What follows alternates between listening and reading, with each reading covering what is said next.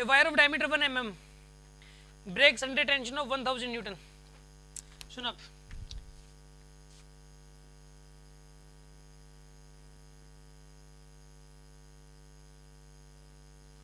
एक वायर है,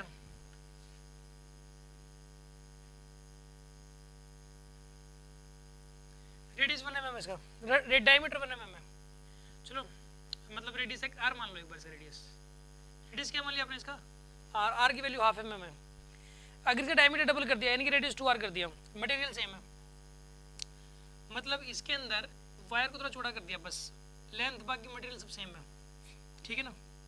रेडियस कितने 2r, तो इसके अंदर ब्रेकिंग स्ट्रेंथ, इसको मतलब इसको मान लो 1000 न्यूटन का फोर्स लगाते हैं तो टूट जाती है ये, तो इसके ऊपर कितना फोर्स लगाना पड़ेगा इसको तोड़ने के लिए। आपको मैं बताऊँ, जितनी ज़्यादा चौड़ी वायर होगी ना उसको तोड़ना उतना मुश्किल है। पहली चीज़ तो पतली वायर इजीली टूट जाती है, उसके अंदर खिंचाव जल्दी आ जाता है। आप एक सोचो तांबे की वायर हो, एक तो पतली सी हो तांबे की वायर, उसको ऐसे खींचोगे वो टूट जाएगी, एक मोटी वायर हो तोड़ना मुश्किल हो जाएगा उसको। ये इसके पीछे मतलब रीजन क्या है, मतलब इसके पीछे मैथमेटिकली क्या रीजन है।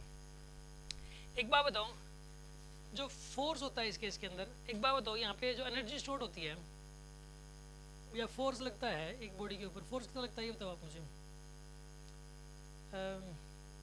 एनर्जी स्टोर कितनी होती है, एनर्जी स्टोर का फॉर्मूला क्या होता है बताओ आप, या के बोल दो, के कितना होता है, के का फॉर्मूला क्या होता है, के का फॉर्मूला वाई है बाई एल, वाई और एल क्या है दोनों का सेम है।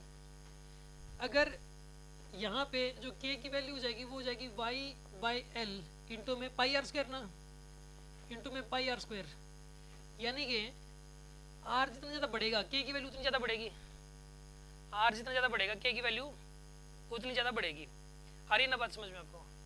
अब मान लो कि यहाँ पर ये वाली वायर कहती है कि अगर मेरे को 1 सेंटीमीटर फालतू खींच दिया, कितना खींच दिया तो मैं टूट जाऊंगी, तो ये भी यही कहेगी अगर मेरे को 1 सेंटीमीटर खींचा तो मैं भी टूट जाऊंगी, बराबर लेंथ में टूटेंगे। तो ये भी 1 सेंटीमीटर खींचने पे टूटेगी और ये भी 1 ऐसा तो नहीं कि मेरे को 4 सेंटीमीटर खींचो तब टूटूंगे, ऐसा नहीं है, लेंथ तो सेम है ना। तो इक्वल लेंथ का डिफॉर्मेशन आते ही टूट जाती है। इक्वल लेंथ का अगर लेंथ इक्वल है तो इक्वल लेंथ का डिफॉर्मेशन आते ही टूटेंगी, वहाँ पे क्रॉस सेक्शन एरिया मैटर नहीं करता। अगर बाय द वे एग्जाम में क्वेश्चन भी आ जाए कि यहाँ पे ये वाली जो लेंथ है ये मतलब 1 मीटर लंबी है और ये भी 1 मीटर लंबी है, ठीक है ना, लेकिन क्रॉस सेक्शन एरिया अलग अलग है। ये अगर 1 सेंटीमीटर पे टूटती है तो ये कितने सेंटीमीटर पे टूटेगी, ये भी 1 सेंटीमीटर पे टूटेगी क्योंकि लेंथ बराबर है। आगे बात समझ में आओ, क्योंकि लेंथ क्या है इक्वल, यहाँ पे ये कॉन्सेप्ट लगेगा, बस कॉन्सेप्ट यही है इसके अंदर कि इक्वल लेंथ इक्वल लेंथ होने पे टूटेगी। अब एक बात बताओ, इसमें कितना, इसमें 1 सेंटीमीटर का डिफॉर्मेशन लाने के लिए कितना फोर्स लगाना पड़ेगा, के इंटू में 1 सेंटीमीटर, के इंटू 1 सेंटीमीटर को एक बार डेल्टा एक्स बोल दो, डेल्टा एल बोल दो इसको, ये भी कितना यहाँ पे डेल्टा एल है, तो के डेल्टा एल का फोर्स लगाना पड़ेगा ना, और इस पे भी के डेल्टा एल का फोर्स लगाना पड़ेगा।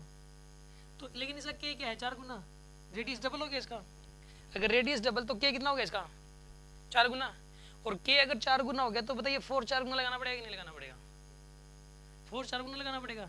यही वजह है कि अगर ये 1000 न्यूटन में टूट जाती है तो 4000 न्यूटन में टूटेगी इसमें। हाँ जी, बात समझ में आ गई होगी आपको ये वाली।